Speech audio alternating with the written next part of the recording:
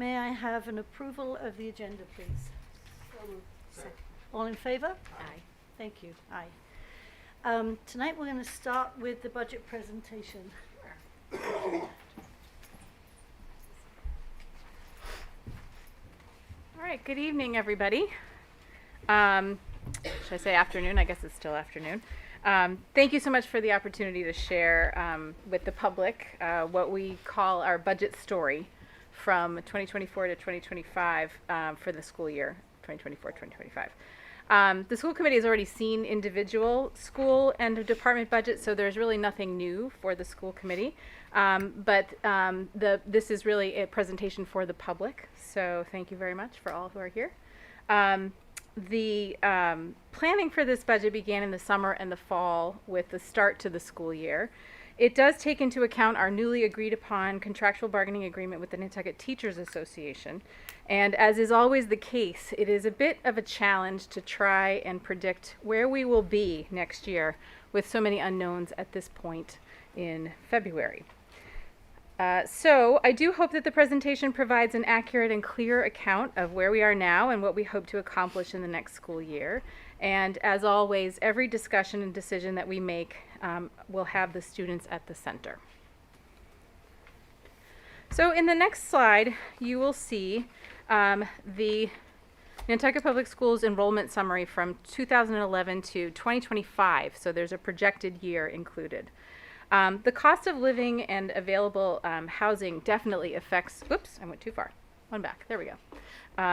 Cost of living and available housing definitely affects our enrollment. So we know that we will be seeing some growth, but we still are hovering around 1,700 students. And we've seen kind of a similar trend of kind of going more or less 30 students over the course of 4 years, since 2019, 2020. So it is important to know that, yes, we are seeing some creeping up of student enrollment, but it all will depend on what we see going forward around cost of living and available housing opportunities. We have to be prepared for accommodating the needs of the students that we have and who comes to our district. So that means our English learners, we have to make sure that there are services provided to them, special education needs for any students coming to our district that have special education situations and needs that they need to have addressed. And this includes also out-of-district tuitions, because often we do get students who come, yet they are in need of care that we can't provide, which means we have to provide them with out-of-district placement. There is, as you're aware, a bubble of students, so to speak, going through the high school at this time. So we will be dealing with some higher numbers for 2 to 3 more years. But then we do see a decrease. Again, that is all subject to what we see in regard to housing and what is available in the community, and that can certainly change how our enrollment looks. So this slide shows the historical enrollment by grade over the last 20 years. You will see a significant growth between 2012 and 2018 if you look at the column that says total, which is about 2/3 of the way to the right. So you'll be able to see that we did hit a period of growth that happened quite quickly. Our biggest challenges that we have and the biggest changes that we continue to see, I wouldn't say challenges necessarily, but certainly changes, are with our demographics. And our white student subgroup is dropping each year, and our Hispanic, Black, and other ethnicities populations continue to grow. So this is very important in that we have to be sure that our instruction is taking into account the needs of our changing student demographic, considering that real-world experiences, traditions, and expectations are also changing. So that is very important for us to keep in mind as we build a budget. So this slide shows our English learner population over the last 14 years. Again, we have a projection for 2024-25. There is a steady but small growth throughout our English learner population. The most rapid growth tends to be in our lower grades, but we did see a sizable increase at the high school in 2022-2023. It is really difficult to predict the needs since our EL services do depend on the proficiency level of arriving students. We cannot gather whether or not students will come in at a newcomer level where they have not had any English experience in other schools, or whether they have had prior experience in other U.S. schools. We have no idea about how to predict that. But we will take them always as they come.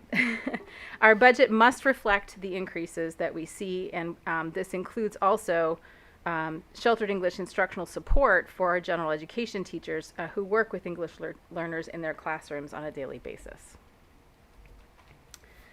The next slide shows the special education population. Our special ed population is also steadily increasing. And we are always looking to make every effort to address instructional differences at the Tier 1 or general education level when we can, to provide a least restrictive environment through our multi-tiered system of support process at each school. That said, we must consider our students who are more challenged and need additional instructional support beyond what the general education classroom can provide. So the numbers do provide a look at what 2024-2025 could be. You will see a decrease of out-of-district schools, as we do have some of our out-of-district students that are aging out of the program. Yet we do see steady numbers at all of the other schools. So now I'm going to turn this over to Martin. Good evening. So as you can see, this is a slide that just gives a numeric representation of what the increase will be. Our budget for FY25 is projected to be $40,175,395, which represents a 2.85 million increase over FY24. Of this amount, $400,000 are for one-time expense increases, which would will be backed out of our number as we go forward. So next year the calculation would start at 39 million and change. We'll reduce it by $400,000, and then we'll move forward.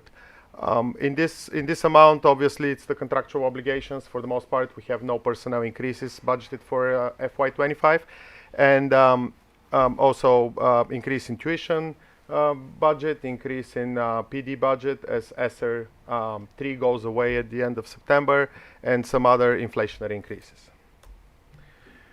This chart represents basically the past 11 years and how the budget has grown for Nantucket Public Schools from 24 million 11 years ago to a projected $40 million. So it's a $16 million growth. Obviously, in the midst of that, we've opened a new school, so that has contributed to the growth. But it's been a steady increase of the budget for the district. Per pupil expenditures, we maintain a roughly $6,700 difference. Nantucket expense more by that amount than the average state per pupil expenditure. Of note here, obviously the latest data available is 21-22. Those are final numbers that's published by DESI, and then next year we'll have 22-23. So there is always a 2-year lag with these numbers before they become official. Chapter 70. The Chapter 70 is a component of the foundation budget. Every district in Massachusetts is required to provide adequate education to all its students, and by law. So the goal of Chapter 70 is to bridge the gap of what a district or municipality, town, city can afford, and what is actually needed to meet these very needs, at least at the very basic level. For Nantucket, of note, the foundation budget is around $25 million. So we are getting $15 million more, obviously, than the foundation requirement due to costs that are associated with us being an island community. It takes into consideration the valuation of real estate properties. It takes into consideration the municipal revenue growth factor for the population of the island. And all these things play into it. Usually, Chapter 70, the percentage breakdown is 82.5% is the local contribution, and the Chapter 70 is 17.5% of that foundation budget. Again, for Nantucket, that number being 25 million, our Chapter 70 number is $4.463 million, and it's growing. The projected increase is minimal. It's about $30 per student, which is the minimum right now. We'll see how this budget. This is very preliminary numbers for 25. Those numbers would change as the budget moves through the different through the House and the different governing bodies. So, federal grants. Okay, so I'll run us through our federal grants. These are entitlement grants, meaning that we receive them every year. They're not competitive grants. Our biggest one, as you will see, is the IDEA grant, and that is specifically for special education. So that takes up the majority of our grant allocation. Title I is based on socioeconomic components, and unfortunately, this year coming, we are at risk for another drastic cut. Due to our poverty level dropping below 6%. Now, we don't know yet if that's the case. We will find out in the coming months, but we were notified by the Department of Ed that it is possible that we will see up to a 2/3 reduction because our poverty level is lower than the expectation for the funding. So we will see where that goes, but it does cause us a little bit of a challenge when it comes to funding that we usually allocate with Title I funding, specifically summer school and some of our reading interventionist budgets, et cetera. So we'll see where that goes, and I'll certainly keep the public and the school committee apprised of any changes, and we'll see what happens over time. Again, this does come from census surveys, so we find that out each year, and they do determine our allotment each year based on what the data is that they hold. So. Title II is focused on preparation, training, and recruitment of high-quality teachers, principals, and other educators. Title III is allocated for English learners. Title IV is professional services, so that could be professional development, mentoring program, and other services that we provide throughout the district. We also have our ESSER grants. ESSER is in its last year. In fact, we will have to expend all of our ESSER grant by September 30th, 2024. And after that, we will need to account for the fact that we will not have that lovely chunk of money at our disposal going forward. In looking at the Nantucket Public Schools budget, you will see that most of our schools are equally funded. There's obviously some slight increases based on size. We do have a larger budget for special education and, not special education, for central office. The central office budget includes special education and English learners, and that includes busing and transportation. It includes the special education tuition line. It includes any salaries that are either central budget or special education or L, and also all of our curriculum activities. Our smallest budgets are athletics and technology. And go back to Martin. Thank you. This is just a visual representation of how the budget breaks out. I mean, obviously, over $33 million of the budget is committed to payroll. We are a service organization. So, and then 17% going for operating. That's slide is starting to worry me a little, the breakdown of it, to be honest, because we still need to maintain the operating side of our budget, regardless of the fact that we are required by law to obviously pay contractually every employee of the school. So that's something to look at. It used to be an 80-20 breakdown, so it's gradually eating out of the operating side of it. The operating side has been relatively stagnant over the past 5 to 7 years. So, but our buildings are not getting newer, so we have to maintain them. We obviously have to pay a lot of professional development, travel, and all the expenses that are not payroll related. So that's one area to keep an eye on that we need to focus in the future budgets. The community school revenue breakdown. This is a slide that you saw as part of the presentation of the community school that the director of the community school, Alicia Gracia Day, delivered to the school committee. So this just shows the sources of revenue for the community school, and as you can see, there is a healthy share of the revenues that remain the gifts and donations. So I would be remiss not to thank the community and the generous organizations around the island that support the community so that they can offer affordable programs to all ages of the island population. We obviously have the appropriation staying at $600,000 next year. That's something that we negotiate on a yearly basis. This year it was not a year that we managed to increase that, but we are monitoring closely the health insurance costs in particular and employee costs in general to make sure that we can cover all the needs of the community school while maintaining affordable programs. And the other part is obviously revenues from all the programs that are being run by the community school. From here. No problem. Okay. So just to give a little of detail around the parameters in which we create the budget and what we pay attention to. So I will just briefly read these quickly just so that you're aware.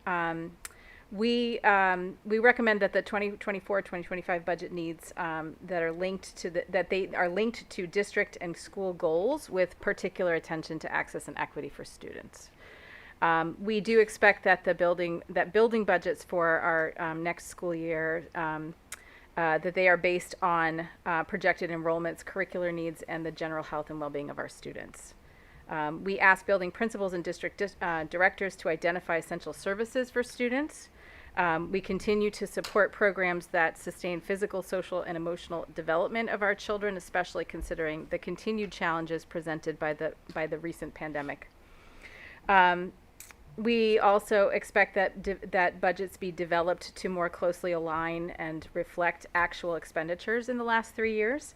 And we are always looking to tap revenue streams other than the operating budget, such as our federal and state grant funded opportunities, our partnerships with local and state nonprofit organizations.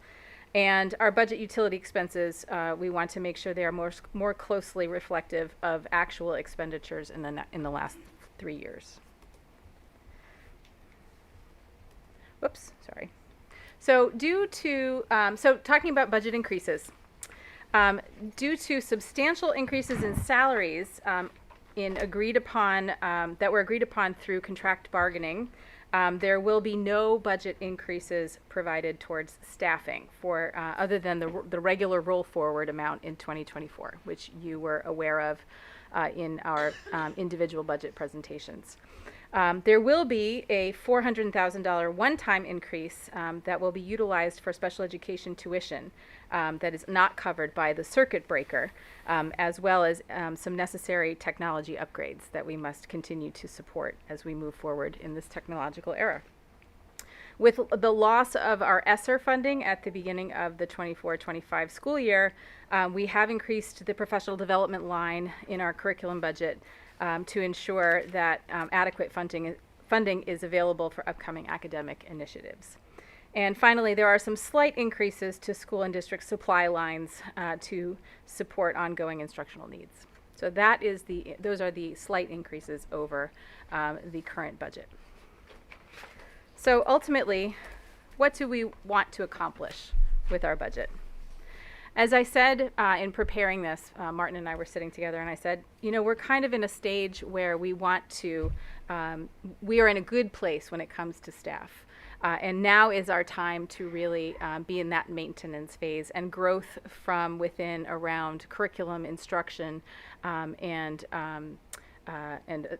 working with our students to see improvements in achievement and growth. So what do we want to accomplish? We want to maintain efforts to close gaps in academic learning and to address social and emotional needs of students. We want to continue to provide strong support for special education evaluations and services. We want to sustain high quality professional development for educators across the district with a continued focus on math and science and an introductory focus on literacy needs. And we also want to continue to promote high leverage instruction for a growing English learner population through improving sheltered English instruction practices. So those are the pieces of our budget, and I'm now happy to answer any questions from the public. So we'll open up public comment at this point. Is there any public comment for the hearing? Seeing none, we'll close the public comment. Thank you, Beth. Any other follow-up questions or anything, comments? No. Thank you. It's disturbing to me that we are losing some funding from Title I, and as our free and reduced lunch numbers increase.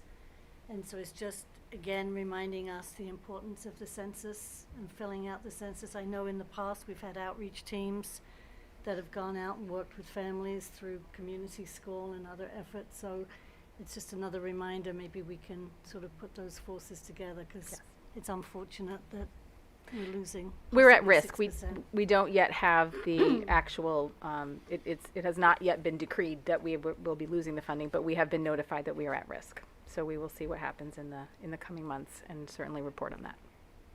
Thank you, Beth. Sure. All right, well, at this point, we will close the public hearing. May I have a motion to adjourn? That's it. All in favor? Aye.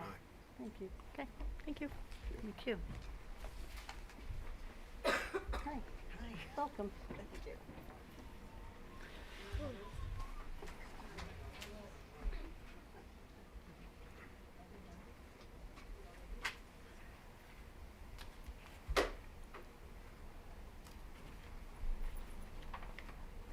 Thank you.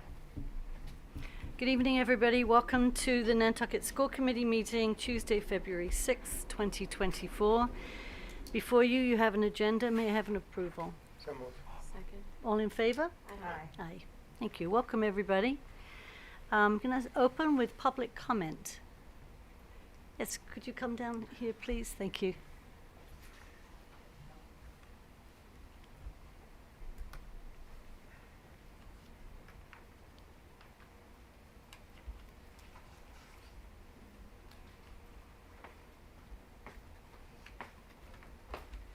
Would you mind just introducing yourself, Yep. please? Tracy Malu. I am a taxpayer, a community member, and the assistant principal of the high school. I'm just curious, after having sat through the budget hearing, I know that meetings are legally put in the newspaper for notification and posted on the town website. I'm just curious, in a budget hearing with an election year, what else is the school doing to publicize the meetings? Because I was quite surprised that there was nobody else here.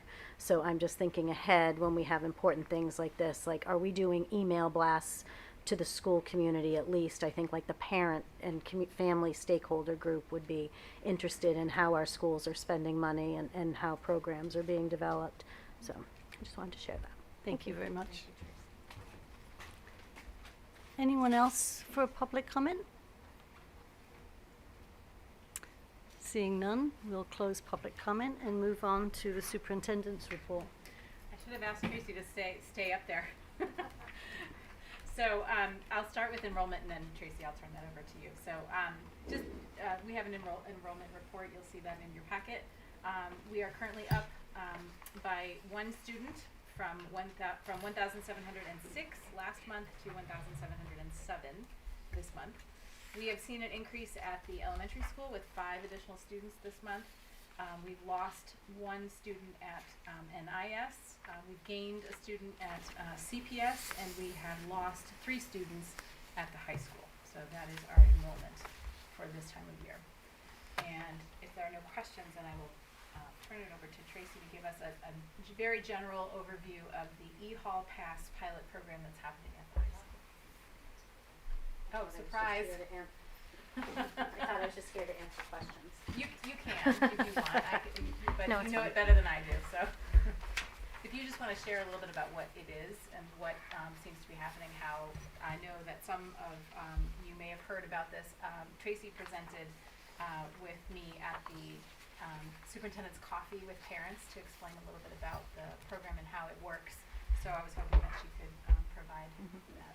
Thank you. So Nantucket High School has just instituted the eHall Pass system. It's an online digital hall pass, so when kids need to leave the classroom for any reason, whether it's to use the restroom or visit the nurse, run an errand to the office or visit another teacher for whatever reason, all the passes are now signed out digitally. They still use a physical pass, so if they get stopped in the hall, that people know they have permission to be out. But it's been pretty effective. I think historically, over the last 2 years, there's been a lot of news about goings on in the high school halls and in the bathrooms, and I think that this year, we've started using it right after or right before the Christmas break or right after the December holiday break. But I think that there's been a significant decrease in reports this year. But it is definitely making it easier to, when there is something reported, to investigate.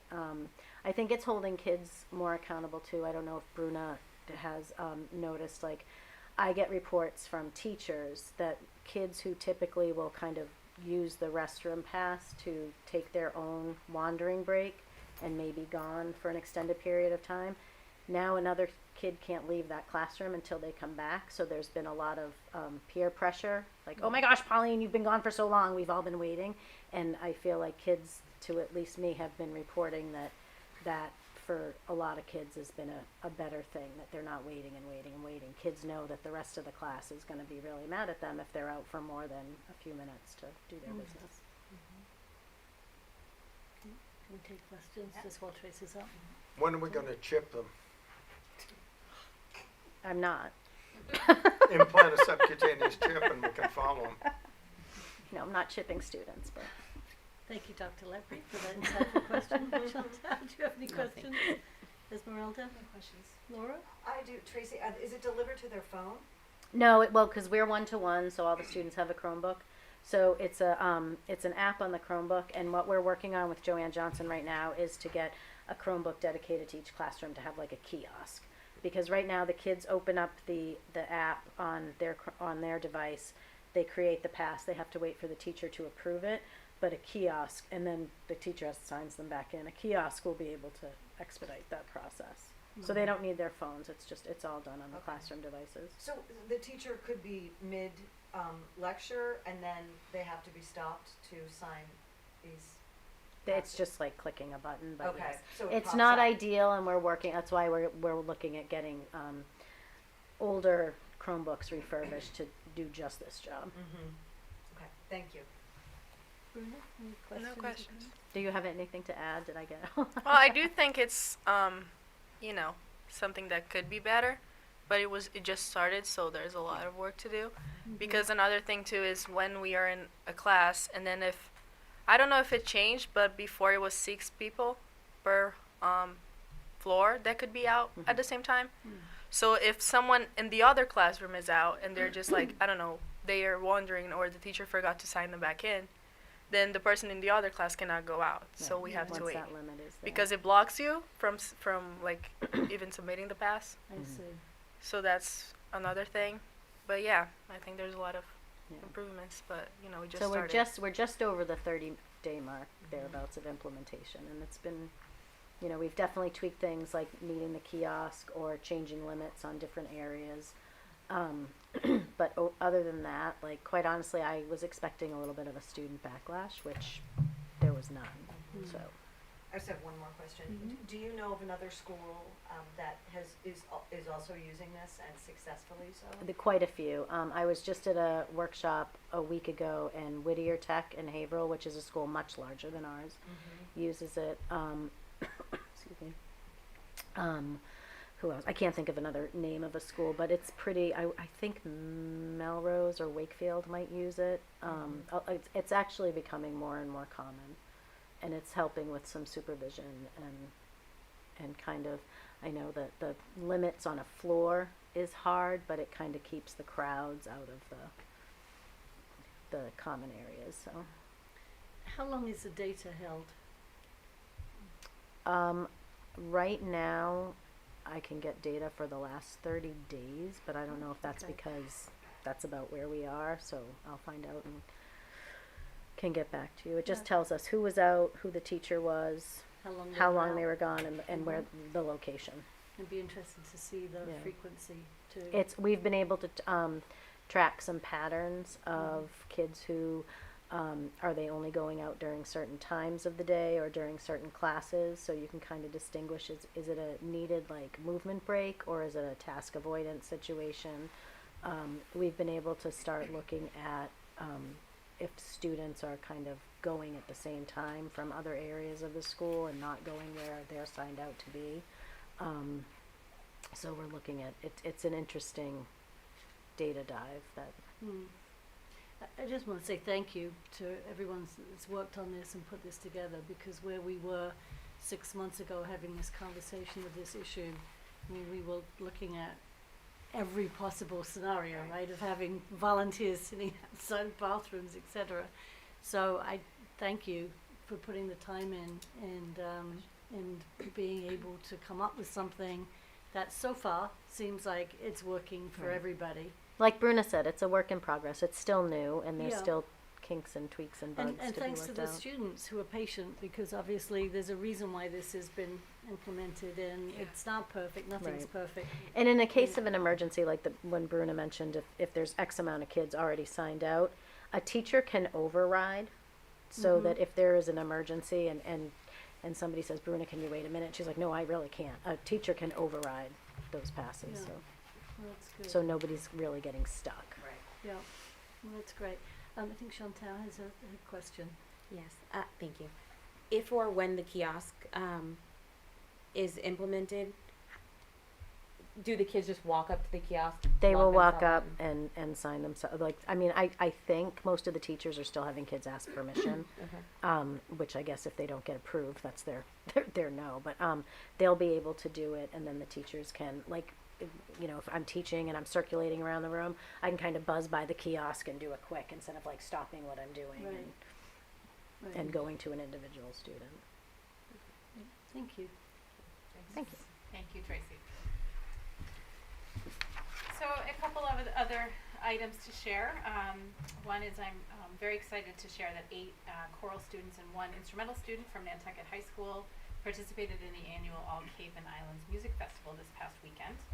Over 250 students from across the islands and Cape Cod communities took part in choral groups, orchestral ensembles, and symphonic band ensembles. Students go through a pretty rigorous audition process to be selected, and then they get to play with their peers from across the region with rehearsals all morning and then an afternoon concert. And I was fortunate enough to meet a student returning from the festival on Saturday on the boat, and she announced that it was amazing and hopes to recruit more students from the instrumental side for next year. A couple of other things just to share.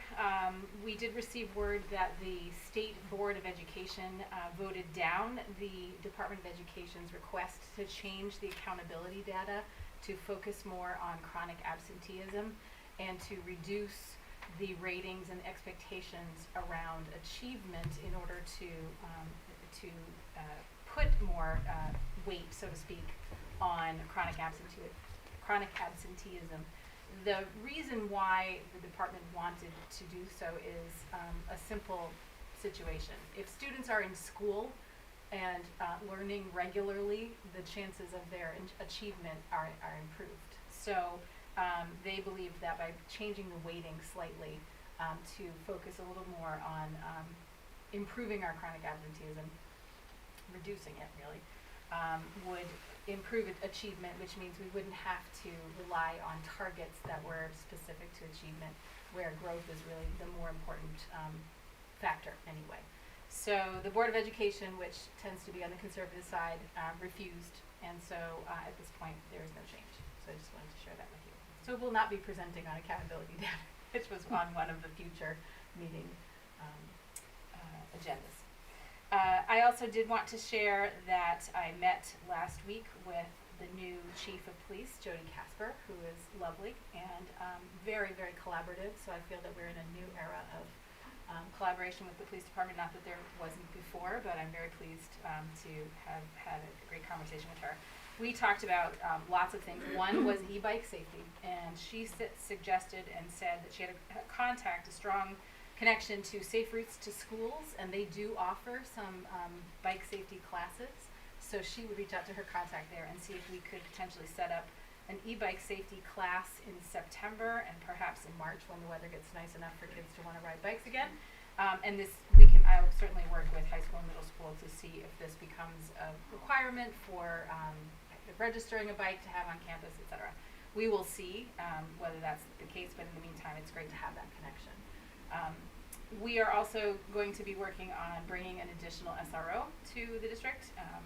We are so excited to have, Officer Thompson is fantastic, and you will hear from her in just a moment, but she probably could use a break and have an additional officer with her in the schools, and so we'll certainly be talking a little bit more about that in the future. Most likely this wouldn't come about until mid-fall next year, but we are hoping that we can make it work, as it is a good experience here and has been. So there's still a lot to learn from Chief Casper, and we plan on meeting as at least once a quarter as we can. So it was a really nice meeting and I think very productive. So that's all. That's excellent news on the SRO. Really fabulous, because it's been felt, hasn't it, of losing our second SRO. Any comments or questions for Beth? No? Thank you. Okay, well, on that note, I'd like to invite Officer Cassie Thompson.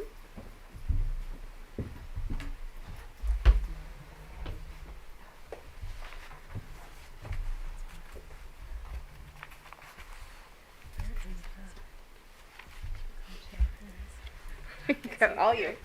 All right.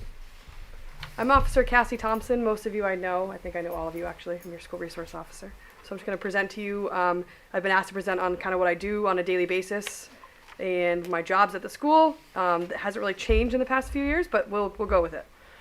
So my typical day, I work Monday through Friday, the same as the school, 7 a.m. to 3 p.m. Obviously, I stay later if I need to. I assist with traffic during drop-off when I can, which hasn't been very often lately, unfortunately. School check-ins, I check in with every front office at least once a day, and guidance counselors if necessary. I still teach my criminal justice class 4 days a week at the high school for juniors and seniors as a half-credit elective. I do buildings, walkthroughs, I drive around the grounds, maybe walk around them if it's nice outside. Classroom drop-ins, usually at the lower schools. It's a lot easier to drop into the lower schools. The kindergarten really loves you a lot, preschool. Consult with support staff about student concerns. So if we have a concern about a child, I'll consult with social work and guidance counselors, even admin if necessary, and then assist with pickup traffic or kids in the building after hours. So middle school tends to have a lot of kids hang out in the building, so we try to hustle them along at 2:30 and be like, it's time to go. So there are some first day pics. These are all kindergarten or first graders. So, and Arthur and I in the middle there made it to the front page of the Inky. And so I gave him a copy and had him sign it for me. So I didn't really know how to write his name, but he's awesome.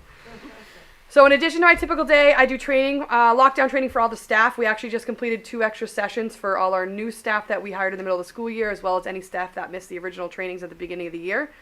Anytime a parent or student needs to meet with me, sometimes it's administration, myself, a parent, and a student. So we just coordinate those meetings.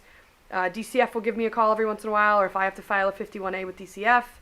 Juvenile court cases, we have a couple in the pipe right now, so any updates on those we do. We also have a quarterly meeting.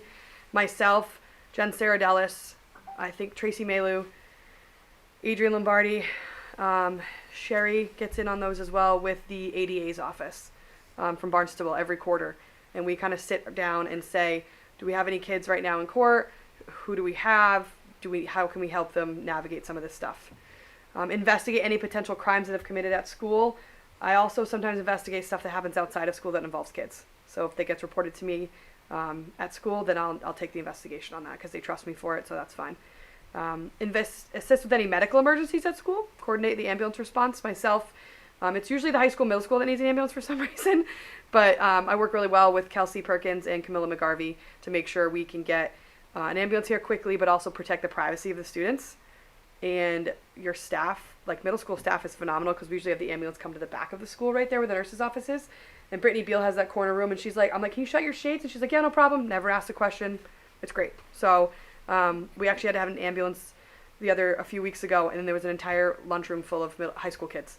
And so we just had them all go to the Call of the Whale, and no one asked questions, and they were just like, okay. So that handles actually very well. Attend any meetings I'm requested to. We were just at an emergency management meeting yesterday. We have district safety and security. So pretty much anytime I'm requested, if I'm available, I will be there. And then attend lunch and recesses as available. I tend to go down to the lower school recesses because they have an open, like elementary school has the open campus. Like there's not really gates anywhere. So we do have some people that like to wander through. And mostly the teachers will be like, you can't be here, and they're fine. But every once in a while, I'll just try to pop in more often than not and make sure people, especially when it starts getting really nice outside.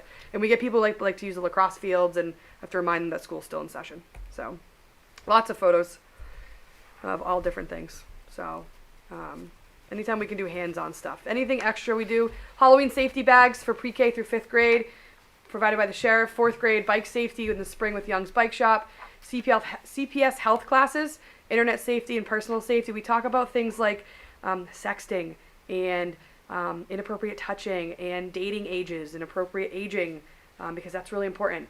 9th grade health classes, we do the drunk goggles and talk about that. Guest speaking classes when it was requested. We just had a teacher request that Kelsey and I come and talk to her class about running the Boston Marathon. So that was kind of cool. And the kids didn't know that it was the two of us coming, and so they were like, what, you ran it? So that was kind of fun to surprise them. Crossing guard training, so all your facilities and grounds crew do all your crossing guards, so they get trained at the beginning of the school year. And I actually just talked to, did I talk to you or Demo the other day about doing a retraining just to remind people, and we've had some new staff. So we'll hopefully get that in the next couple weeks.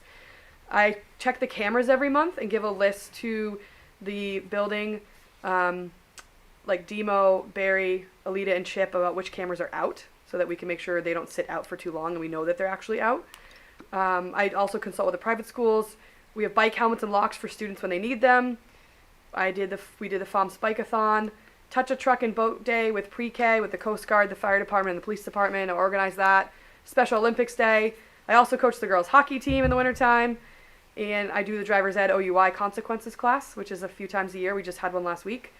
And then I work to incorporate, we're trying to do the e-bike safety. I know Melissa and I have been talking about trying to get e-bike safety somehow into a curriculum somewhere.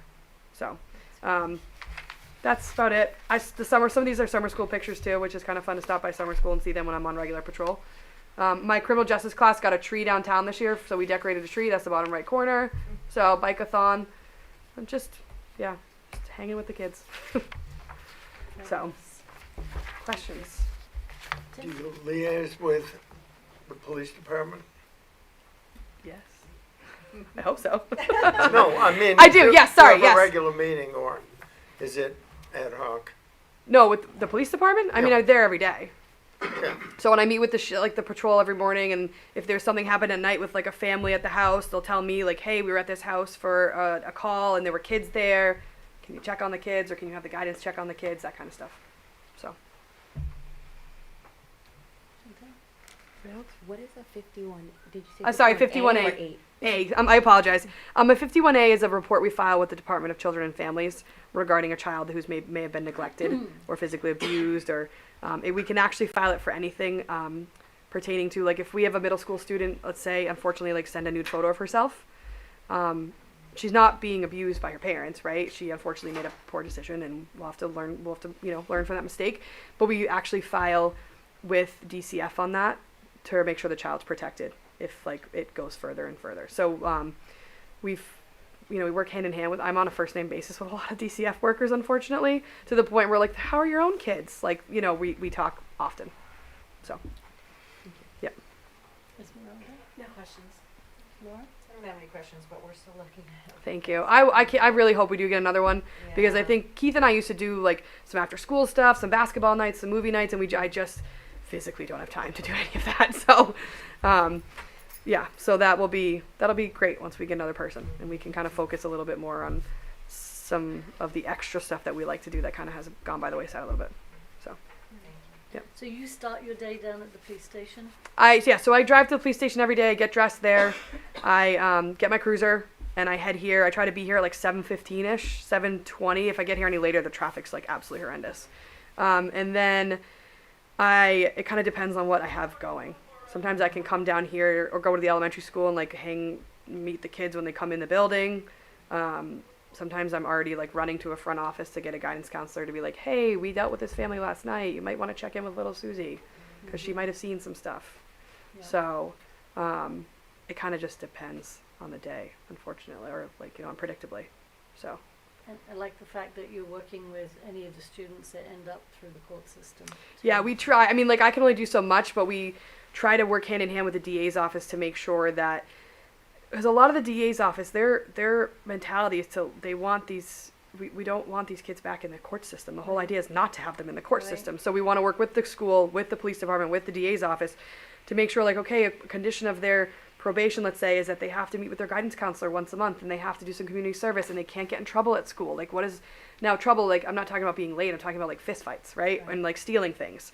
So we try to just make sure everyone's on the same page so that when they have completed their probation, we know that, the school knows that, and we can all, help them move on from there and make sure they can get through that situation, as efficiently and productively as possible. Mm-hmm. So it's like kind of nice. We have Nantucket has very, very few juvenile court cases compared to some other, like, I think we have 2 right now, and one of them's motor vehicle related, meaning they did something when they were driving, and something is a different thing, and that's it. Some of my fellow coworkers on the Cape have like 5, 6, 7 cases at a time. So we are looking good here. Yeah. So. But still, Yeah. it's good that. It's great to coordinate with them, and we meet, like I said, quarterly. Some schools meet with them monthly, every other week. We meet quarterly. That's all we need. And they'll meet more if we want to, but quarterly. So. Thank you. Yep. Bruna, any comments or questions? Oh, the Intro to Criminal Justice class is really good. You took it, right? Yeah. Bruna took it last year, and then she volunteer, and for our summer specials. Oh, yeah, that was also really fun. Our summer reserve officers have to do training, role play training, and so I try to get some of my students to come and do it, and Bruna was one of the days that she came and did it. So. And I got a bagel for it. You got a bagel. That's right. I bought you breakfast the next day, right? Bought you breakfast the next day. I said, I'll buy you breakfast the next day. Right? Sign me up. Sign me up. So, no, it's fun. It's great. And it's, I think it's a good way for me to get in with the kids, not just like as a school resource officer, but as a teacher. I enjoy it. And so, like, we watch we watch stuff, we talk about stuff, and it's good. That's terrific. We're lucky to have you, Cassie. Thank you. I plan on being here. I'm not going anywhere, so.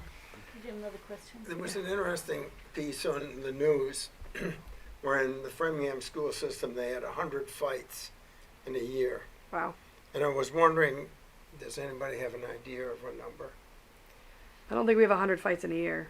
Yes, certainly not that high. No. I'm sure that there are some. I know basically based on the communications that I have from the principals, and obviously if there are suspension letters that come through to me, but knock on wood, it's been a little quieter than Yeah. usual. And usually I don't, unless I'm like there, like with it, I don't tend to get involved with like schoolyard fights, as they say. My like hard line is if like there's a weapon, obviously, or if someone has a significant injury, and then I will get involved. But generally the schoolyard fights, as we put them, are handled by administration, unless it gets like really significant, like someone's like threatening more, or they just won't leave it, it just doesn't drop after they've kind of both been separated. I've only had to get involved in a few, I would say probably like half a dozen in my time here at the school, like in my years at the school, because they've been like significant injuries, or they keep threatening stuff, or what, stuff like that. So, yeah. Thanks. If I Yeah, may of through the chair, course. I just want to thank you, Cassie, and the Nantucket Police Department. The SRO program here in Nantucket is unique compared to other districts. Some districts have even wondered whether or not they would continue with an SRO program based on the relationship that they had with the police department and based on student sentiment, et cetera. And I just feel like this is an exemplary program. I mean, our SRO is in classes, meeting students, making them feel comfortable with law enforcement, which is really important. And so, I kudos to you and the police department for that, because there are many districts out there that are even debating whether or not to cancel their SRO program. Yeah, I appreciate Having it. been in a larger district with 19 schools and a more urban feel, I will tell you our SRO program was not nearly as community-based and as integrated as ours is here. So, Thank you. It's my goal. My goal is to build relationships with the kids. So I'll start at preschool all the way up. So that maybe if something happens as they get older, I'm the one they want to come to. So that's my goal. Thank you very much, guys. Yeah, Thank you. Thank you. Okay, next I'd like to invite Kimal McCarthy, who is our Diversity, Equity and Inclusion Director for the town of Nantucket. Indeed. I brought handouts and my anxiety is all Thank the way you. up, so hopefully I'll get this good. over with real quick. It's like, I thought this was going to be done right now. It's nice to see It's you. like memories are flashing back. Well, that's from today. I think you got two and everything, so. Drama club, Alicia's here. I'm like, am I back in school? What's happening? So, I'm going to do what I do best and stick to my script. All right. So, hello, Nantucket School Committee and Dr. Hallett. Thanks for having me. Professionally, I am Dr. Kimal McCarthy, and I'm the Diversity, Equity, and Inclusion Director for the town of Nantucket. I am also a proud graduate of Nantucket High School, class of 2005. Go Whalers. It is my pleasure to be here before you today to request that the Nantucket School Committee support the initiative underway to get an honorary diploma for Eunice Ross, the title of today's presentation. So, before I dive into the presentation, I'd like to share the town of Nantucket's DEI commitment statement, which reads, "Open shores, open doors. The town and county of Nantucket works to promote, foster, and sustain equal access in an equitable and inclusive work environment where diversity is celebrated and valued in the workplace and the community. We are committed to engaging with the history and story of all who live, work, and play on our beautiful shores." So, why am I here? A question I ask myself every day. Well, as the heading of the slide gives away, the bicentennial of the African Meeting House is approaching. It is common knowledge that Nantucket's African Meeting House was a multi-purpose structure when it was built in the 1820s and used as a church, school, and gathering place for the island's black community. More specifically, according to Dr. Francis Cartoonan, on January 3rd, 1825, the Nantucket Enquirer carried the following announcement. African Church, an edifice at Newtown for the purpose of accommodating the colored population, will be consecrated as a house of worship tomorrow afternoon at 2 o'clock. Seats will be provided for those who choose to attend. Sermon by preacher Mr. Lake. A contribution will be taken up after the service to be appropriated towards defraying the expenses of completing the house. What does this mean? Well, this means, as I said already, the bicentennial of the consecration of the African Meeting House is next year, January 4th, 2025. I am here because, with the help of others, we are inviting the Nantucket community to help recognize that this historic site is approaching 200 years of existence on Nantucket Island.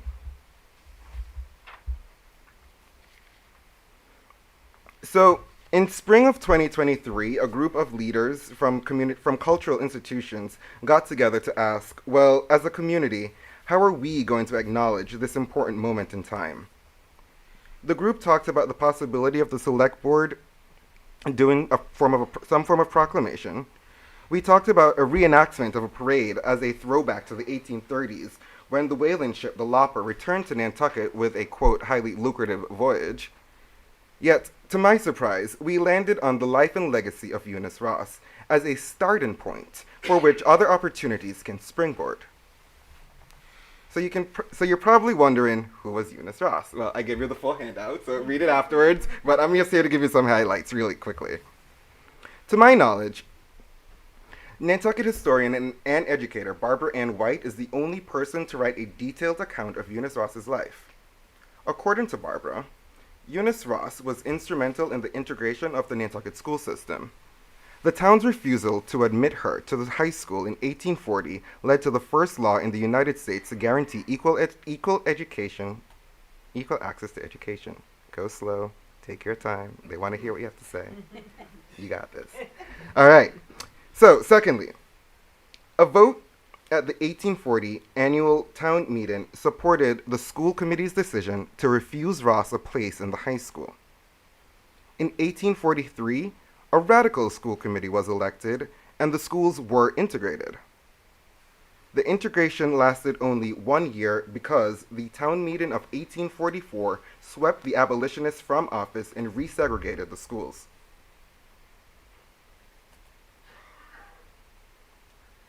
Having exhausted all political options on the island, the black community appealed to the state legislature. The legislature passed the groundbreaking Chapter 214 of Acts of the 1845, which prohibited discrimination in public schools and guaranteed equal education to all students.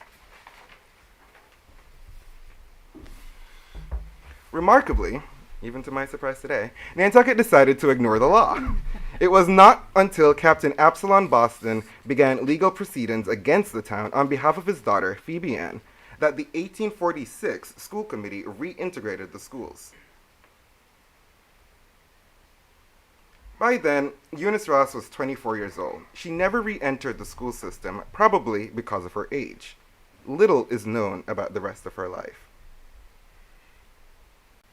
The information for this slide was drawn from Barbara's 2019 article titled "Who Was Eunice Ross?", which I handed out to you all. And I'd also like to point out that Barbara is the author of, because I brought show and tell, A Line in the Sand, the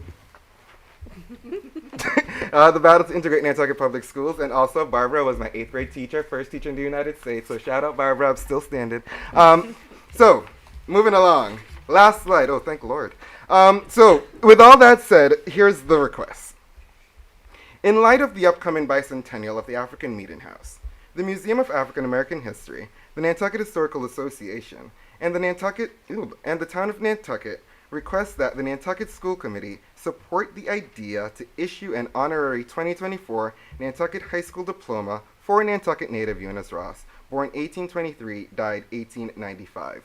Your support and follow-through for this initiative will positively contribute to Nantucket's past and allow for acknowledging the public schools and Dr. Hallett's effort in this work and the celebrations to come.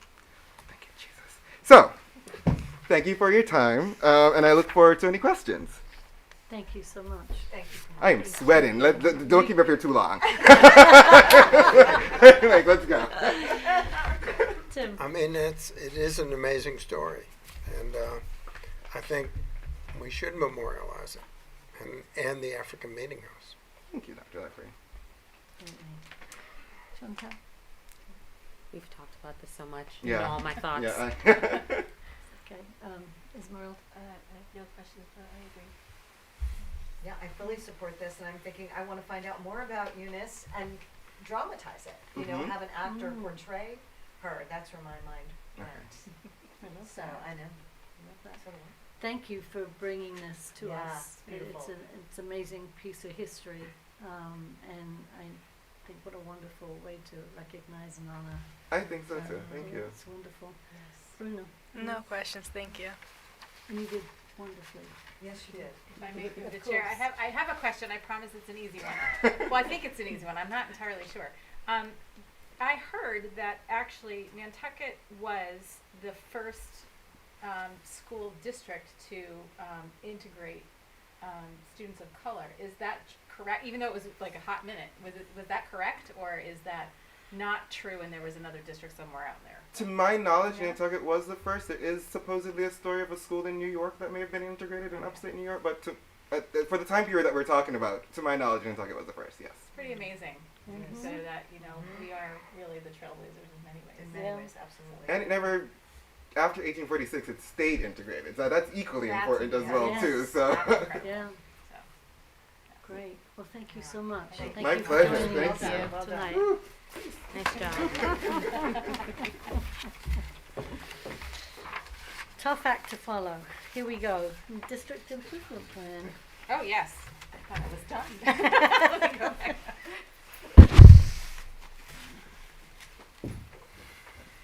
All right, just 1 second as we switch out some slides here.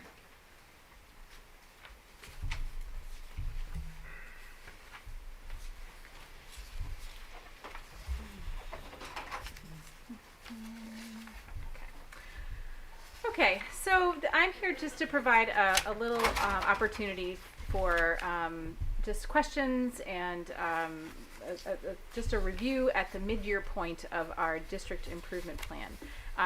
I shared with you a document which you will see. It's fairly extensive. This is our district improvement plan. It starts with the district strategy, which is what we will be following for the next 5 years. This was presented to you much earlier in the summer. I'm just going to move us down to the actual location of our district improvement plan for this year. And just to remind you that this is a district improvement plan, not a, even though school improvement is part of district improvement, each of our school improvement plans will be reviewed at a mid-year, with a mid-year review at a future date. But you will see our current goals for the district that we have provided here with an additional notes column on the far right side. I worked with the district leadership team, and we looked together at each of the goals and provided a kind of a report as to where we thought we were. I'll start just by saying that, as always, when you put together a plan at the beginning of a year, you're feeling very ambitious. And many times you think that what you're doing is manageable, achievable, etc. And then sometime around the middle of the year you realize that perhaps it was a little ambitious, and perhaps you do need to rethink of things. So you'll see in the notes section that we have recognized that. And so as we move forward, we may see a date change, or we may see that this is a goal that we will probably move to our next year's improvement plan, which will occur over the next 5 years. We will be following the same strategy, but we will be creating a new district improvement plan, action plan each year. So I'm not going to go through each of our goals, but I did highlight some of the goals that I thought I would just touch upon, just kind of randomly. I chose a few that we would look at. And the first one is goal number 4. And this is a combined goal with central office, the technology department, and the district improvement, the district leadership team. So by 2024, Nantucket Public Schools will enhance, diversify, and support culturally responsive two-way communication among all stakeholders. So this is, again, a goal that certainly we hope to make improvements on. So the middle column talks about the action steps, and then outcomes and outputs in the third and fourth column, or fourth and fifth column, and then our notes. So just a few things around this. One of the things we wanted to make sure to do is to really focus on our website. Our website definitely needs some updating. So the executive assistant to the superintendent, myself, and a few others did look at a demonstration by Final Site for a website revamp, and we are in the process now of securing that and looking at some opportunities for templates and what that might look like, and how our website is let's say redesigned so that it can be more user friendly to everybody. We talked with the representatives of Final Site about what our needs were and what we wanted to do, so that they knew fully well what we were looking for, and they could narrow down the choices of templates and the choices of website parameters that they could offer to us. We didn't want to make sure that it was clear that we don't have a district communication plan, but that may be something that we need to create. But our individual schools do communicate with families on a regular basis through Remind, through Aspen, and we do that also with culturally responsive methods. So we do translation, et cetera, and that's important. Translation services are in place with district interpreters, and we use Linguistica as well. But we have not increased those translation services. We are seeing additional need, especially with our Portuguese speaking population. So we may be looking at that in future to add more translation services. We are very, very lucky to have Gabrielle Burns in the EL department as the bilingual specialist ESP, but that is her job and not translator. So she steps in whenever we ask, but we want to make sure that we're not burdening her too much to be able to support our Portuguese-speaking families. We do want to push staff to use more two-way communications like Remind and phone calls with families. Schools do have one-way communication, which is basically a push-out notification with a newsletter. There are Remind, they still use Remind to send messages out to families, and then also email. We do have an Instagram page as well. That's not as part of this because it's not a new Instagram page, but it is the the NPS Central Office Instagram page, and we do put up things like when we are looking for hiring, any events that are going on, specific activities that we want to share out. So, and we're happy to use that as a platform to push out to the general public. So, we also use the multi-tiered system of support annual survey that we will be sending out every year as a requirement for civil rights, as part of our civil rights tiered focus monitoring. So we will have that sent out in probably mid-March. And so schools have certainly conducted family surveys. So we are getting information back, and that's important, that two-way communication. And finally, we haven't really determined a specific measurement around belongingness, but we do know the MTSS survey can perhaps give us some, and we know that the vocal survey can as well. We just have to make sure that we have the data to be able to compare and utilize. So that's one area of several goals I wanted to share with you. Another one, just as a highlight in goal number 6, this is the Office of Teaching and Learning, so this is curriculum. The goal is by June 2024, NPS will provide inclusive and challenging learning experiences by creating a comprehensive professional development plan by collaboratively working with all stakeholders. So by jumping to the last column here, we wanted to share that we have started planning a literacy needs assessment. We've actually started the needs assessment, so it is currently in place with committees starting the work. Thanks to our curriculum director, Melissa Devitt. She's spearheading that work and working with principals to make sure that every school has their voices heard. We need to create a district-wide PD committee. That is something that we're looking at and trying to figure out how to begin that. This may be a plan that we put in place this year, but really execute it next year. Work is done at the individual building level around professional development and around planning professional development. We do need consistency with a PD plan, and so this just recently, actually as early as yesterday, there was a very productive district leadership team meeting that occurred with a presentation around our vision for PD for next year, and I think that we are in a good place and really a good trajectory has been set. So we're happy to say that we're acting on some of these mid-year recommendations to ourselves. We do need to build goals around student learning that can be by building, but it's a great place to set up this goal as well as working with the buildings.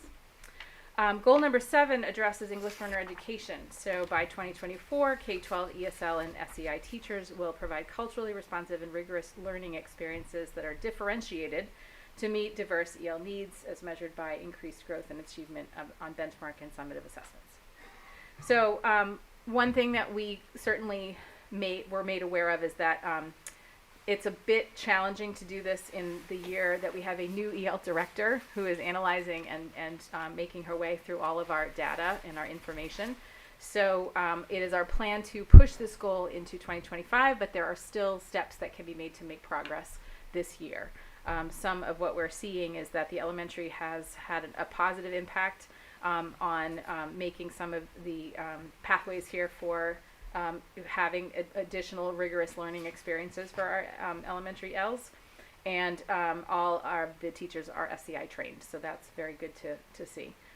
We do need to look at the scope and sequence through a WIDA lens. WIDA is the organization that that our curriculum frameworks are aligned to. WIDA is not in itself a curriculum framework, it's an overlay. So basically it is, you look at the curriculum frameworks for whatever subject area you have, whether it's literacy or math or science or music, and you overlay the WIDA standards over them to make sure that the instruction in particular and the curriculum is fully accessible, and the instruction is modified for to make sure that it's sheltered. So English immersion or English instruction is sheltered that way. So working to clarify what we have and what is used for instructional materials. So again, that is the work of the EL director as she navigates her first year. So I just wanted to give that as an option, or excuse me, as an example. So number 9, goal number 9 is by 2024, the Special Services Department will align health and wellness with SEL curriculum through participation in professional development that will promote and implementation of the new PE wellness curriculum. So from August to December, there were monthly EWD meetings with the health and wellness teams to align the Nantucket Public Schools curriculum to the proposed frameworks. It's good to know that the Nantucket Public Schools has been ahead of most of the state's expectations, and we've been moving forward quickly, whereas some districts are a little bit behind with implementing the curriculum frameworks. Work on this goal will continue in February related to the parent component, so we will be bringing that in as part of this work. And we certainly need to align with the District Wellness Committee, which is due to report to you again shortly. They have recently contracted with a wellness coach, which is one of the offerings of the state. And so they will be reporting to the school committee not long from now. And maybe they can report a little on this goal if they are able to connect with the health and wellness teams at each school. So moving forward to some of our more operational areas, we've got technology. So by June 2024, tech will use best practices of upgrades and configuration of tech equipment and services, including enhancement of the network reliability and as measured by minimal downtime. It's been a challenge. This goal has been a challenge. We have struggled with our web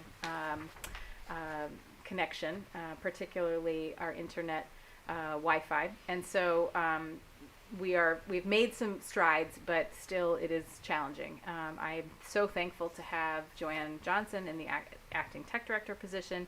So that's really we're very lucky that she's with us in supporting this. We have entered into management agreements with certain vendors that will allow proper and timely patch deployment and updates. So that means that they are looking carefully at our systems and making sure that things are moving along well, and they can be reached at pretty much all times of the day and night. So that's also very helpful, especially when something goes down, which happened not long ago. I got a call from Joanne at about midnight and said the two of us were in the high school trying to figure out what was going on. We were very lucky again to have our management agreements with our vendors because they noticed it and reached out. So this is important, especially around cybersecurity as well.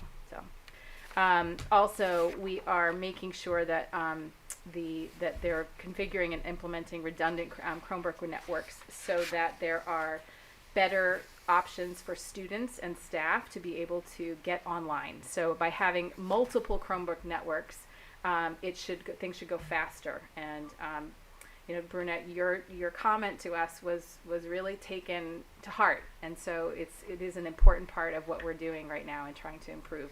There's still a long way to go, but it's, I hope, a little bit better than it has been in the last few months. Thank you. Good. All right. And we've installed a new switch to replace an aging core switch completely. The interesting thing is aging is like 5 years. So the 5-year-old switch was replaced with a new switch. So, and unfortunately I don't have enough technology knowledge on the operational side that I can really tell you what that switch does. But if Joanne were here, she certainly could. Goal 14 is facilities related, and this is by 2024. As Facilities Department will continue to monitor the mechanical systems, renovations, and other facilities updates of all the district buildings by working with outside contractors. We are continuing to monitor systems, work with new companies to help solve some issues. One of the issues we've been addressing is heat. There have been some issues in some of our schools, but now things seem to be working very well. Also hot water, which was an issue that was resolved fairly quickly. We are focusing on the 24 Surfside Road property, and the bid package has been sent out. Since this was completed, we have officially sent out the bids. SMRT is our contractors and architects, and they are working to review bids with us, etc. The owner's project manager is in-house. We are thankful to have Chip Clooney, who can be an OPM, so that will be a cost savings to us, and we're excited about that. And the last goal I will share tonight is 16 with athletics, and that is by June of 2024. The athletic department will have all 23-24 coaches complete both the AHA first aid CPR certification and NFHS fundamentals of coaching course as measured by individual coach completion status. So in looking at the notes on the far right, about 65 to 70% of all fall and winter coaches are first aid certified, CPR and AED. Excuse me. We're still offering 2 more opportunities for completion in order to to get closer to 100% completion. So it's not every single goal, but just a smattering of goals throughout the improvement plan that we wanted to share with you and do a little highlight. So happy to take any questions, and that's it. Thank you. Tim? Chantal? Thank you. Ms. Margaret? No questions, thank you. I don't have any questions, but I agree, it's ambitious goals. It's hard when you're constructing goals. All of you, I'm sure, have at one point or another been on a goal committee, and things feel, yes, we can absolutely get this done, but everything happens, and so it's important that we keep our eye on the goal and continue working in that direction, but realize when we need to take a break or need to slow down based on what we have available to us. I will certainly want to thank all of the district leadership team, those who are here and those who are not here, who have not only constructed these goals very thoughtfully, but spent the time to do the update and really think about what is needed to move us forward, and potentially what we will roll over for a future year, which is completely acceptable. We have to do a good job in making sure these goals are achieved appropriately and in good measure, but also are done fully. We don't want to shirk our responsibilities with any of them. So we'll take our time to make sure that we achieve them. So thank you. No, it's great, and I think it's also great to have an opportunity just to check in and see where you are, and this should be fluid. I mean, as you say, you start with ambitious goals, and you don't always know what's going to happen, and maybe goals change throughout the year, but I appreciate the fluidity. Couple of things. I was on a website just last week that I'm going to contact the company to see. They had a website, maybe you're aware of this, but they had a toggle that you could click, and it went into like 15 different languages. And when you clicked it, the whole website changed into Spanish, into Portuguese, so I'm actually going to go and visit this particular program, but I was so impressed by that. Oh, good. Currently? Yes. Ah, who knew? I didn't. Did you? No. Wow. I'm going to go on that tonight. I do think that we need to make it a little more front and center, which is part of our reason for updating our website, Okay. that there are some pieces in there that are hidden and we don't see them, and perhaps we need to make it clearer for our viewers, and that's one of the I things. don't know where ours is, but the particular site I went to, it was front and center on the front page, and it just said English, and then you clicked on. Anyway, that's great. It's right on the front. Oh, okay, I think it's right there. The widowed, I don't know if the correct word is, I'm not going to even come up with the standards, but you mentioned it in math and science and English language arts. Is it also something that's available for the vocational classes? Because I know a lot of our English language learners are separated out for those classes, but they all tend to go into music and arts and vocation programs. So I'm just wondering if that's part of. So you're meaning having more opportunity and access for our English learners in the vocational classes. Right. I think that we try very hard to offer spaces and spots for English learners. Sometimes it's a matter of scheduling because they have required classes that they have to attend, and sometimes the music and art classes just schedule-wise seem to line up with their current schedules as is. However, if we know that there are students who really want to take vocational classes, we will do what we can to find a way to give them the opportunity, and maybe an introductory. Maybe it's a a chance to do an exploratory few days or something. We have to find ways to give them more opportunities to be part of that. There really is, if there's any, if you're hearing anything around students not having opportunities, I don't think it's done intentionally in any way. I think most likely it's because of the scheduling situation. And so we just have to be clear. That wasn't the reason for the question. Okay. but No, I that's just was fine. curious. No, absolutely. And I think that that sometimes we don't find out that there might be an interest or a passion in that area. So we need to be better at investigating with our students so that they have we have a stronger way to share with them what what opportunities there are for them. So Right. Thank you. sure. Bruna, any comments or? No, thank you. Thank you, Beth. Sure. Thank you, Beth. So moving on, if Martin would like to come up with the second quarter budget updates and lunch update. Good evening. So this is the second quarter as of the end of December 31st. Expenditures are, we've expended $2.3 million more than at the same point last year. And we're at 50% expanded budget compared to 47% last year. A lot of it is driven by payroll. A little over $870,000 of the increase is due to payroll increase, contractual obligations. Obviously, there is also a $1.3 million increase in the tuition line this year, as we've seen a growth of tuition rates and the amount of students that we've sent out of districts.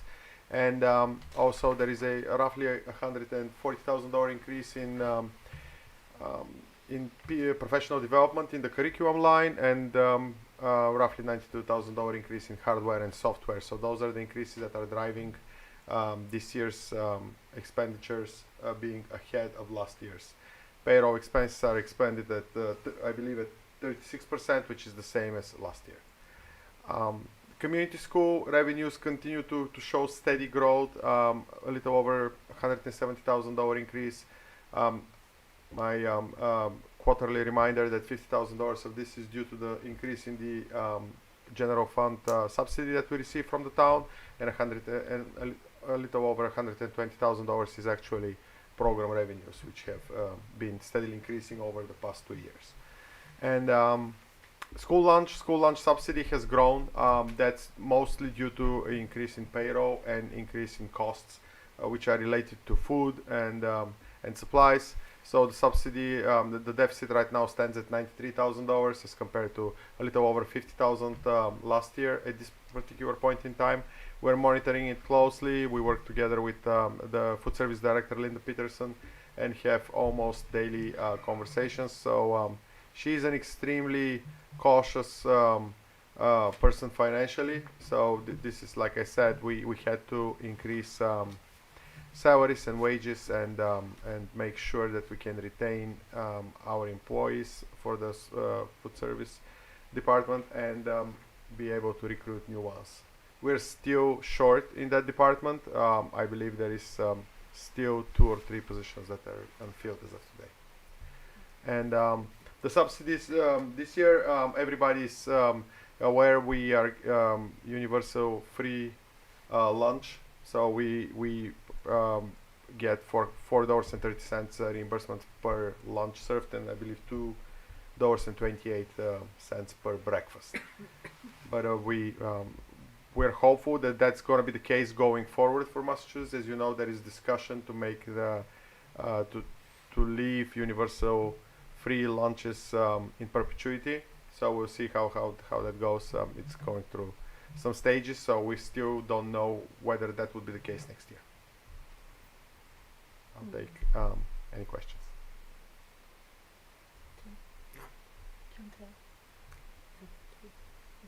No questions, thank you. No, thank you, Martin. No questions? Bruna? Has the lunch committee met? I was going to report on that. Okay, okay. Go on, Stay but tuned. stay tuned, yes. Thank you. Thank you, Thank Martin. you, Martin. Thank you, Martin. All right, moving on to committee discussions and votes to be taken. We have in front of you a donation from the Stop and Shop for $285 to Nantucket Elementary School Student Activity Fund. May I have a motion to accept? May I have a second? All in favor? Aye. Aye. May I have a motion to accept the transfers and invoices? So moved. May I have a second? All in favor? Aye. Thank you. All right, subcommittee work. Group meetings. I attended the Cape Cod Collaborative. Yes, You're you were wonderful. missed, Beth, you were missed. Which was really interesting at the way that they held it. The representatives, our legislators were meeting on another floor while school committee and superintendents were meeting in another room, and then we all got together and expressed concerns over the governor's budget, which I know everyone has seen, and the extreme cuts with the circuit breaker. And so it was really, I've never attended a meeting like that before. It was fascinating, and to be able to in real time advocate for the needs of the school. So, and it was really a really profound experience for me, because I've never sort of dealt with legislation like that. And so I was so glad I went, and got to meet a lot of other. Paul had said it was kind of a smaller group, but I did get to meet some superintendents from the Cape and Islands and some other school committee members. So it was a very valuable experience. So I was very glad to be there, and stay tuned. We'll see what happens. But I mean, the cuts are very significant and concerning. Thank you. Any reports? To your question, Dr. Lepre, we did receive an email invitation and a doodle request. Unfortunately, most of the dates were through school break. So I think for school staff and for families, it's going to be difficult to. And did you get that email? I did. Yeah. So I've responded to the doodle. I explained why I couldn't attend. So I'm thinking that they'll probably come back and do a different time. But it's good. There was a little lag time in our meeting, but now I think we're going to be up and running again, which will be good. Going forward, Yeah. for sure. Other meetings are TA negotiations, going along nicely, and Yes, I think we're Close. We're in a good place, and hopefully Yes. we will wind up soon. Well, not a school committee, the search committee for the football coach oh yes, is moving ahead swimmingly, and we have some excellent candidates.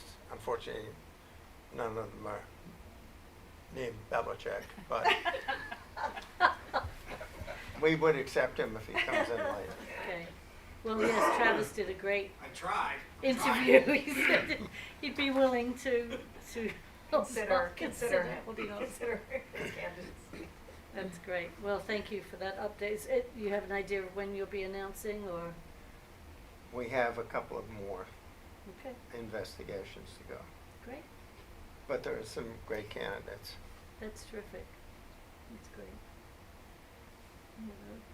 Bruna, well, on to you. I have nothing new to add. I just wanted to ask about the school lunch again one more time, just to make sure that, just asking really what is being done and what's gonna change maybe, perhaps. So I know that it has been challenging. One of the problems that we're facing with school lunch right now is that we've had a lot of absences, and we're still not fully staffed in our school lunch program. So some of our absences have also been our food services director has not been well. So in her absence at times it is things are kind of done at the last minute. So you may not have as much variation because it is easier for the group that is currently running the lunch program to follow a pretty simple menu, etc. I will reach out to the food service director and her and the Chartwells, which is the company that owns, to discuss some more variation. It's probably going to be take a little bit longer, basically, because the food service director is the person who will make the menus, basically. So, and if she's unavailable right now, then we have to kind of go with what currently with the group that we have that can support. This is an issue that we are dealing with regard to our food service company, and that we need more support from them, and we've been clear with them that when our food service director is not available, we need to have some support. So our hope is that that will be heard and that they can provide some support, whether it's in the form of a person who comes and assists and becomes a temporary food service director until we have a stronger team, or perhaps there's something else that we don't know about that they could provide to us, whether it's menu creation and whatever. But at this point, that's what we're dealing with. But I did hear you the last time, and I'll keep working on it as best I can. Thank you. I hope she gets better soon. Okay, moving on to the agenda for our next meeting. Yes.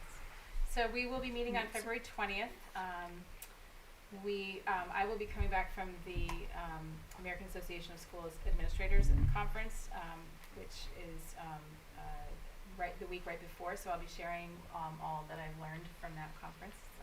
It is the annual superintendent's conference.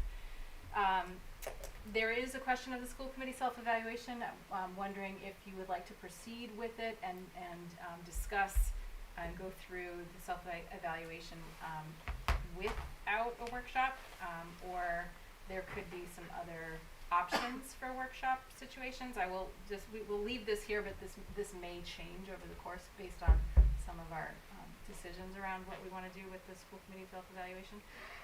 We do want to share the seal of biliteracy with you, which is an important option for our bilingual students, biliterate students in high school this year. They could receive, based on passing of certain assessments, they could receive a special seal on their diploma stating that they're biliterate. So we'll have a presentation about that.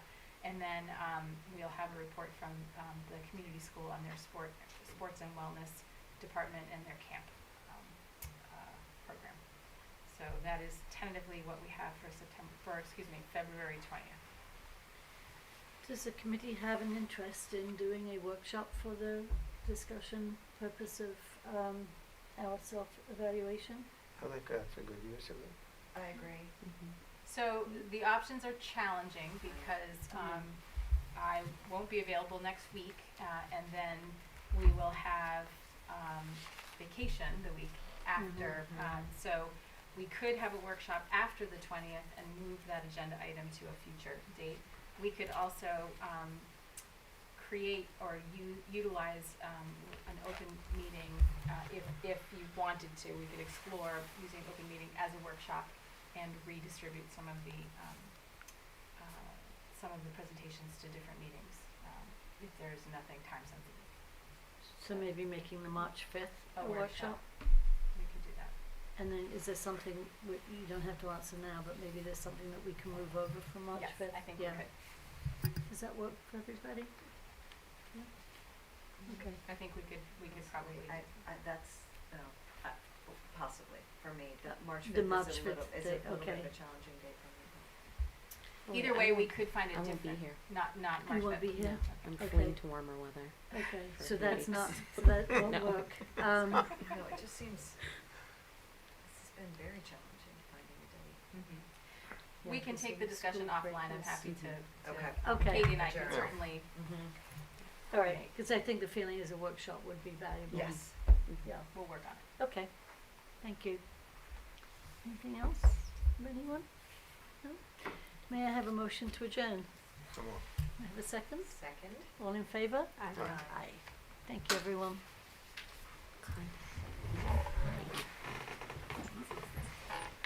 Like sitting in this room, my contacts just dried out.